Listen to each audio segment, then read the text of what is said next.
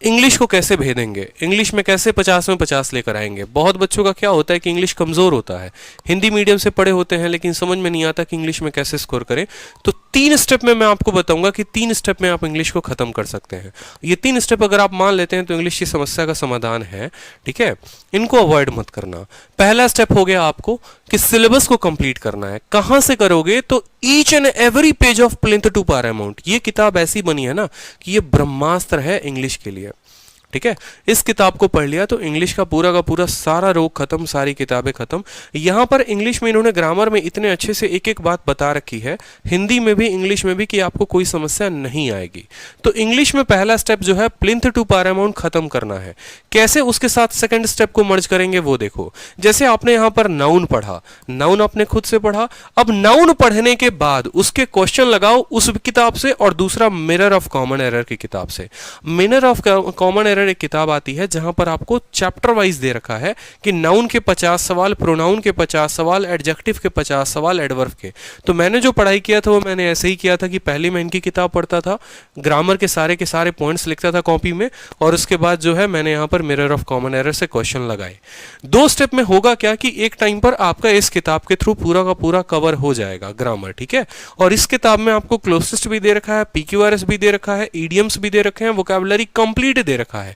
तो जो एक बच्चा है जो बेसिक से तैयारी करना चाहता है वो यहाँ की पूरी वोकैब याद कर ले। रटना है रट लो, ट्रिक बनाकर याद करना है कर लो, जैसे करना है। तो ये अपने आप में एक सेल्फ सफिशिएंट बुक है जहां वोकैब भी हो जाएगा और जहां ग्रामर भी हो जाएगा, ठीक है। तो ग्रामर के लिए आपको काम ये करना है कि ग्रामर में आपको इनकी किताब पढ़नी है और यहां से लगाना है।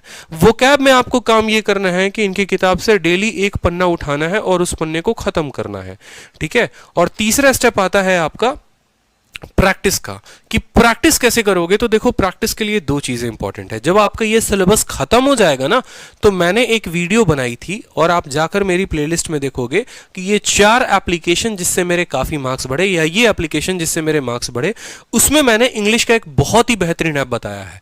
एसएससी इंग्लिश क्विज के नाम से आता है, उसका डिस्क्रिप्शन भी मैं इसके लिंक में डाल दूंगा। उस एप्लीकेशन का फायदा ये, वो उसमें जितनी चीजें दी होंगी ना, आप उनको जाकर प्रैक्टिस करना। आज तक जितने बच्चों को सजेस्ट किया, कभी किसी से नेगेटिव रिव्यू नहीं आया। वो एप्लीकेशन मेरा नहीं है, किसी का भी है, मुझे नहीं पता। उसमें क्या है कि स्पॉट द एरर, ठीक है, फिर उसके बाद फिलर, उसके बाद सेंटेंस इंप्रूवमेंट, उसके बाद पीक्यूआरएस, फिर वोकैब ऑप्शन के साथ दिए हुए हैं। तो फायदा ये होता है कि आप खा रहे हैं, पी रहे हैं, सो रहे हैं, जग रहे हैं, कहीं पर भी हैं, आप फोन निकालेंगे और तुरंत इंग्लिश का जो है वहां पर क्विज देना शुरू कर देंगे।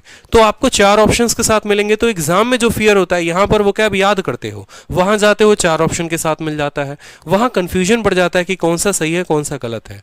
तो जो एप्लीकेशन है, उस एप्लीकेशन से अभी से क्विज की आदत डाल लोगे तो इंग्लिश में एक वक्त आएगा कि 45, 42.5, 45, 42.5 इतना स्कोर अच्छा बनना शुरू हो जाएगा अभी से ही, ठीक है। तो आप इस ऐप की मदद ले सकते हो। जिनको मोबाइल में ऐप चलाना नहीं आता वो किरण की किताब भी खत्म कर सकते हैं, ठीक है।